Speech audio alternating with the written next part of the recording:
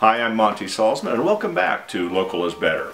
So I've been telling you the story of when I was a kid and my imaginary coach who would have helped me learn how to hit a curveball after I took a ball to the eye and nearly got afraid of hitting from then on in and ultimately quit baseball because I wasn't a great hitter.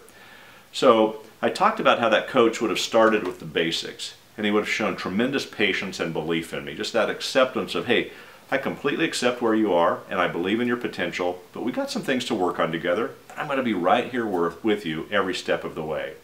So we would have had a pitcher throw me some pitches without a bat in my hand. He would have said, when do you first see the ball? Then the next thing he would have said is, and this would have been a coach who knows, you know what, it's not practice that's make perfect.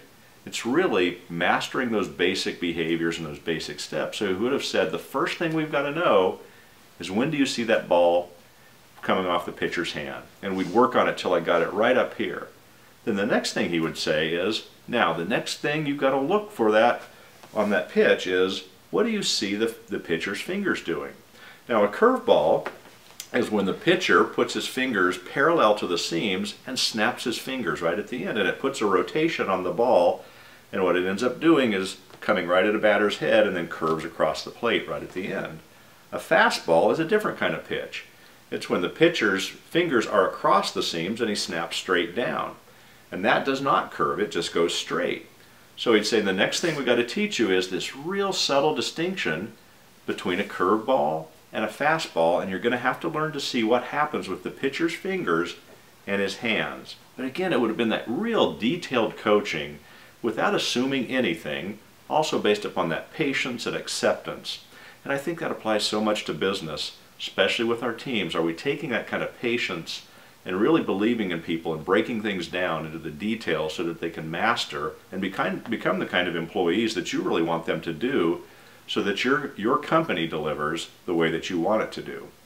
So in that story, the coach would have said, okay, here, Monty, I got to get you to see the difference between this is a curveball, this is a fastball. Now, this is why this matters. If you see this, and that's coming at your head, you're going to have some courage to hang in there, because that's going to come at your head to begin with, but it's going to curve. You got to trust me. You're probably going to get hit a few times, but when you see this, you stay in, and when you see this snapping down, and that's coming at your head, you got to get out of there, because that's a fastball coming at your head, and that'll kill you. So the difference between this and this can really hurt you. And again, I think the little distinctions in that I want to talk about for business are, the little things really do matter in business. These little distinctions between this and this. And it's a simple, really very practical matter of, how are your people saying hello to your customers? There's such that moment of impact is so important, and maybe one of the things you can start with your team who's interacting with your customers is to teach them the details of how to have a great hello. Anyway, I hope that helps give you some ideas about how to be a little more effective in coaching. It starts, one, with having a great team that all wants the same thing.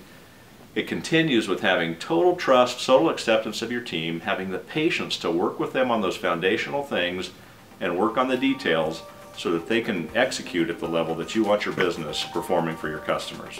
Thank you for joining me. Seeing you next week.